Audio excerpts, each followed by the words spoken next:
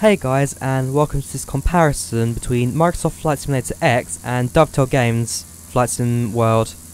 In this video, I'll be comparing both simulators using their default vanilla settings and giving a verdict at which simulator takes the edge at this moment of time.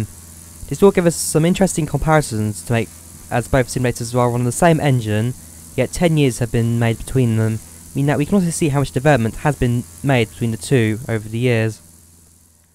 I will be comparing both simulators over 7 different categories: the range of aircraft, the quality of each aircraft, the default ground scenery, the night environments, the simulator stability, the simulator modability and customization, and most important of all for any flight simulator is the flight dynamics. First of all, the range of aircraft in both games. As default, Flight Sim World comes with 7 different aircraft, all of which are general aviation.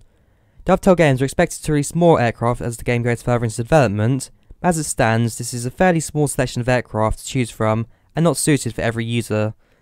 FSX, however, comes with 30 different aircraft and variations, which range from general aviation to commercial to historic. This gives the user much more of a range to choose from, meaning that it will take the first point for today, but don't forget that this could change as Flight Sim World goes further into development. Next we look at the quality of each aircraft that comes packaged with the simulators. This section specifically looks into the modelling and sound.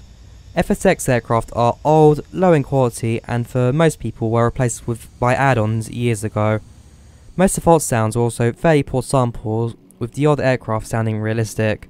These aircraft definitely did not stand the test of time, and what was groundbreaking 10 years ago now seems fairly weak. Flight Sim World aircraft do both look and sound good. A2A helps developing these aircraft within the game, and the end result leaves us with, in some cases, payware quality aircraft within the game's defaults. Sounds within Flight Sim World also trump that of FSX, as default aircraft with new samples in all its aircraft mean that we will award them with this point for this round. Default scenery? Both simulators use ground class system where a grid is created over the world, which the simulator will determine whether or not the scenery above it is urban, rural, coastal, desert, etc. This does leave us with a slightly checkerboard effect, which doesn't always look good at best. Flight Sim World, however, does have new textures which are provided by Rex, and a new True Sky system, which creates slightly more natural looking clouds and weather. Flight Sim World wins this round, but by a tight margin. Night environments is also an interesting one to compare, yet we do have a clear winner in this category.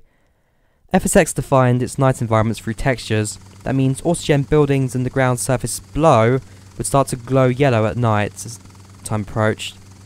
While this looks good at the time, it just doesn't live up to today's standards and now falls short for many. Flight Sim World has improved over its predecessor, the night environments, with the introduction of 3D lighting, yet this still can sometimes appear too dark with minimal visibility available to you.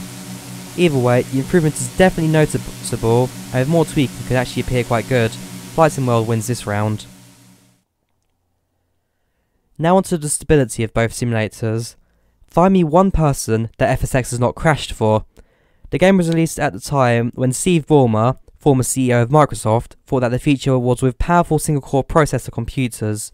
This, however, was not the case, meaning most hardware struggled to run on the simulator without it running out of memory, as a single core of your processors worked too hard.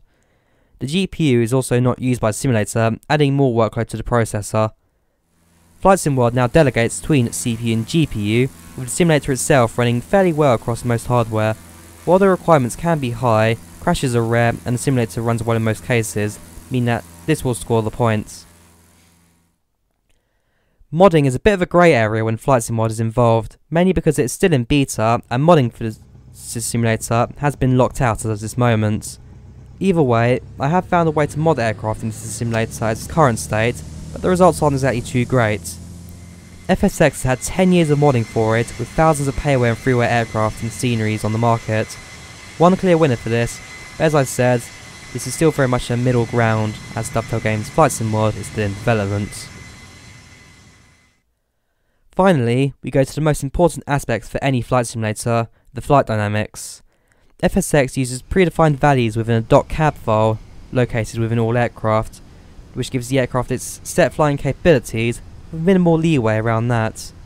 Flying can be too easy as such, with most aircraft not feeling very realistic within the simulator.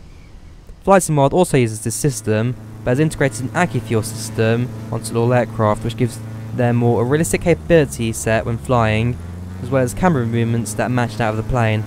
Gauges will also react to the environment, whether that be through vibrations or heavy impacts to the aircraft, through perspex shimmers within the gauges. This is definitely a strong improvement and earns the new sim the point on that one. So looking at the final scores, there is still very much a 50-50 split between the two simulators. That does show, however, that Dovetail games are making progress within their simulator, but there is still a lot more work that needs to be done. Once simulator starts to leave its early access and its beta stages, we will eventually see more features that are added into the simulator, which will improve on what we've already got. But this really depends on what the community wants and what Dovetail games are willing to provide out of the old engine.